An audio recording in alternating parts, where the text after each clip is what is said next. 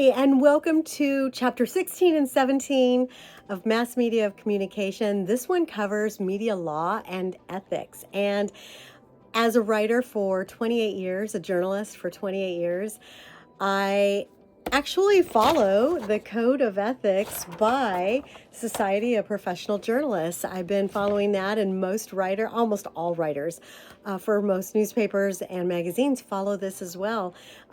Code of ethics are in a lot of companies. You'll find that in the police department, fire department, a lot of companies. It doesn't have to be, law related, but for journalists, we want to make sure that we are doing the right thing. We are doing no harm to our readers and even to the people that we write about. We don't want to hurt anybody, minimize harm. But we also have that responsibility to the public to give them information about something. Something that I tell my journalists under me is to check themselves and to see, what is your purpose for writing that article? Is this a personal agenda? Is this retaliation? Or is this something informational that readers need to know, that society needs to know, that your community needs to know? So yeah, you have to check yourself when you're writing a particular topic. Now, this is on straight reporting. This is not about opinion pieces. This is not about letters to the editor. Letters to the editor is opinion based on facts, but that's a completely different ballgame. For a standard news article, and I just finished writing 2 last week for the East Bay Times, but for a standard newspaper article, it's about sources, it's about a subject, and it includes the voices of the person that you're interviewing. So it's not your voice at all. You are interviewing somebody else, you're getting their quotes, and you're using original sources. You're using their first and last name. A lot of times I will do an article for a newspaper, and the person will just be a chatterbox and say all kinds of stuff about whatever the topic is. But then when I get their first and last name, they say, oh, I don't want my name in the paper. So that's when I have to tell them, then we can't use your quotes then. And they're upset about that, but we have integrity, and that's part of our code of ethics.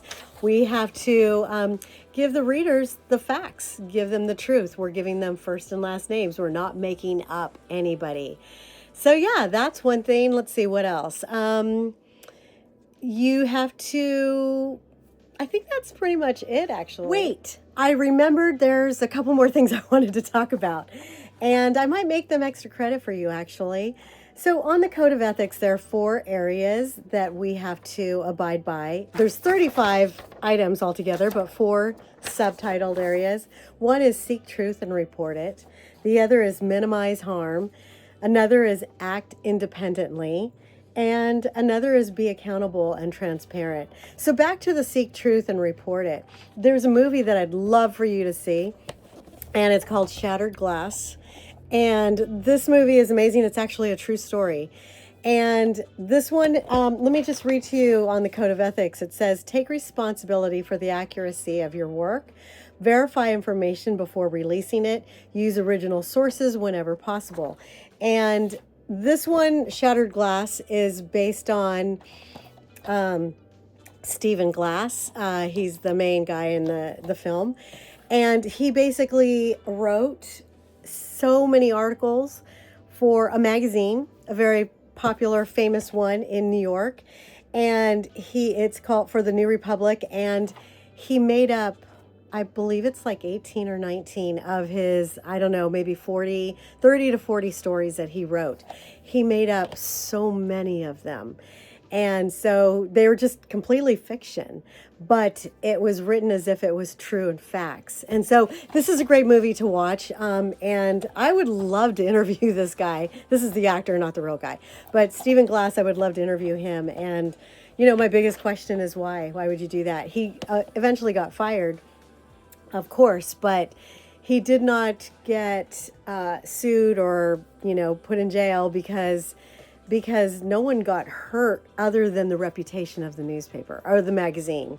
Okay, and then another one is in our Code of Ethics. Also under the Seek Truth and Report It, it says, remember that neither speed nor format excuses inaccuracy. And a lot of newspapers and magazines are in direct competition with each other for getting that particular news item first, printed, published first before the other newspapers. Because if you get the news item out first, that makes you a leader, right?